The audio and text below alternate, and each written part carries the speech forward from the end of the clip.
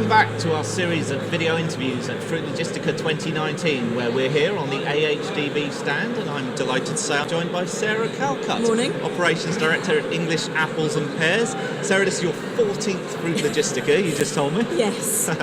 What's your experience been like so far this year? It's been really good. This stand works really, really well. We've got our table right on the edge of the walkway. I've caught up with so many people if they've come past, and a lot of the directors of EAP are out here. We've had a lot of meetings so far. It's good. Yeah, absolutely. And why do you feel like it's important for British companies to be here and to be interacting with the world on this level? I think it's a really important declaration, isn't it? It's this statement. We are open for business, whatever our politics may be doing at the moment. Actually, we are looking overseas, and there's a lot of opportunity, and particularly for English apples, there's a good marketplace out there. Well, most definitely it is, because a lot of crops aren't really super relevant for exports, but apples and pears they are, aren't they? And They are very you can much. almost, the world is your oyster.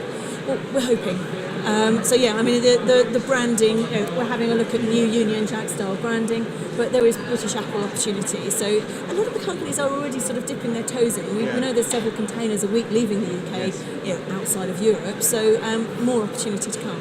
And are there particular areas of the world that you feel are particularly ripe for British apple exports? There's an appeal, really right the way around the world. It's obviously there's some countries where we've got to deal with some phytosanitary issues at the moment. So there's a lot of negotiation going on. But certainly if you look at some of the Arab states and you look further into Asia, there's a lot of work going on there. And a lot of desire for this. Yeah, and British has a good reputation. The British brand generally is well regarded, isn't it? Yeah, because you have two sides of it. So a very strong expat community, so actually people driving for products that they had at home, but then also with this aspirant Western diet and, again, British provenance, British quality, amazing tasting English apples, that's where we need them to be.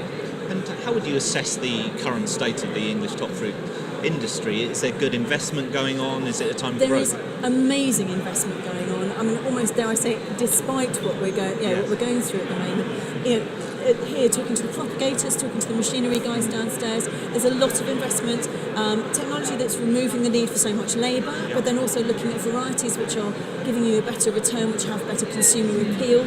So there's lots of orchards going in, lots of orchard renewal. So Is it a time of very changing profile in terms of new varieties coming through? Are we seeing new tastes? I think so. I mean, there's been a lot of chat. 14 shows worth of chat really about, we have a lot of club apples, do we really need more club apples? But actually, people's palates are evolving, but also we're looking at what makes money for the grower. We've got it's a business. We've got to look at this. We want beautiful, coloured, tasting, consumer desirable apples. They've got to be able to grow in the British climate, they've got to work. And there's a lot of really strong research work going on at the moment, but a lot of big opportunity in new variety. Yeah, and there's a sense, I get the feeling that you're part of a new management team at the English Apples and Pears, and that there's a real push to try and get apples and pears back in the forefront of consumers' minds. It feels like berries have taken a lot of limelight recently, and this is an opportunity for apples. They have had the most fantastically well managed, perfectly placed PR campaign, which has run for several years now. And that's where we are now with English Apples and Pears. So we're looking at a 12-month response. We're looking at a campaign which is hitting sort of key consumer trends. So January, so we had quite a lot of recipes out there, and snacking. Snack for under 100 calories, portable snacks, putting apples into a sports bag. So actually looking at what consumers are doing in their lifestyle and going, well, actually, this is part of it, here you go. Much as we don't want to, I've got to ask you about Brexit. We're only a few weeks away from the deadline. It's slightly uncertain times, to say the least. It's not just this year's seasonal workers that we need to have a look at. It's the succession of jobs that those people may have as they return year on year. And to ensure them there is continuity of employment. So if I open my office door and I look out, the lovely team that help run the pack house, there's people from every European country there, and they all started 10 years ago picking strawberries or picking apples. And it's that element that we also need to be working on. And obviously doing some work to hopefully bring more British people into the field too. For sure. And is there anything that you as an organisation would advise your growers to be doing to prepare for the possibility of a no-deal Brexit? Amazing communication with all those great people that came last year and the year before. So, and I'm sure everybody does it. That lovely letter saying thank you for your hard work at the end of the season. Maybe a Christmas card. A confirmation there is a job offer with a contract with their name on it that says you have employment, your rate of pay will be this, your accommodation will be that. Please come on the whatever date you've chosen, and to ensure that contact is continuous, because there is a little misinformation going on the continent, and to have something that actually says, don't worry, you're okay, you can come in, we want you, come and work for us, there's a job for you, look, you've had a promotion. All of those things are really crucial. And is there anything going on in terms of stockpiling, for example?